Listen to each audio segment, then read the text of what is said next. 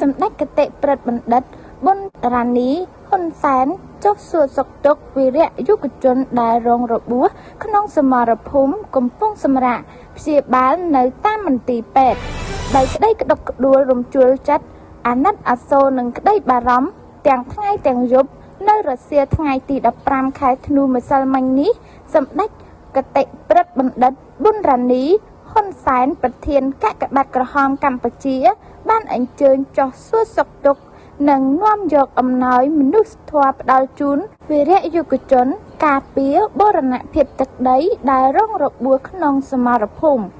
កំពុងសម្រាកព្យាបាលនៅតាមមន្ទីរពេទ្យក្នុងរាជធានីភ្នំពេញ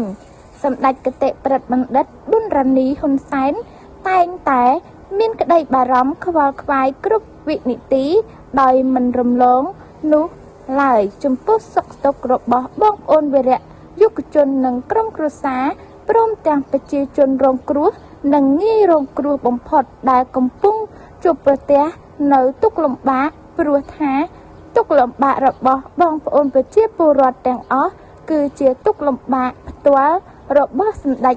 គតិប្រិទ្ធបណ្ឌិតប៊ុនរ៉ានីហ៊ុនសែនក៏ដូចជាថ្នាក់ដឹកនាំគ្រប់លំដាប់ថ្នាក់ស្ថិតក្នុងក្តីដល់ក្តុកក្តួលនេះសម្ដេចគតិប្រិទ្ធបណ្ឌិតបាននាំនៅព្រះរាជបណ្ដាំផ្ដាំផ្ញើសួរសុខទុក្ខក្តីអាណិតអាសូរពីសំណាក់សម្ដេចព្រះមហាក្សត្រីព្រះបរិយាមាតាបិតាជាតិខ្មែរជាពិសេសការកោតសរសើរស្ងប់ស្ងាញចំពោះទឹកចិត្តដល់អង្គអាចក្លាហានហ៊ានពលីកម្មគ្រប់បែបយ៉ាងដើម្បីបរណភាពទឹកដីដល់កំសត់របស់យើងនិងសូមជូនពរដល់វីរៈយុវជនគ្រប់រូបសូមឆាប់បានជាសះស្បើយឡើងវិញវីរៈយុវជនទាំងអស់និងក្រុមគ្រួសារមានក្តីរំភើបឥតឧបមានិងមានក្តីអំណរអគុណយ៉ាងជ្រាលជ្រៅចំពោះសម្ដេចគតិប្រិទ្ធបណ្ឌិតប៊ុនរ៉ានីហ៊ុនសែនដែលជាមេត្តាមនុស្សធម៌តែងតែគិតគូរពីសុខទុក្ខលើកទុកចិត្តនិងផ្ដល់ក្តីសង្ឃឹមដល់ធំធេងដល់ប្រជាជនគ្រប់រូបនិងសូមប្រសិទ្ធពរជូនសម្ដេចគតិប្រិទ្ធបណ្ឌិត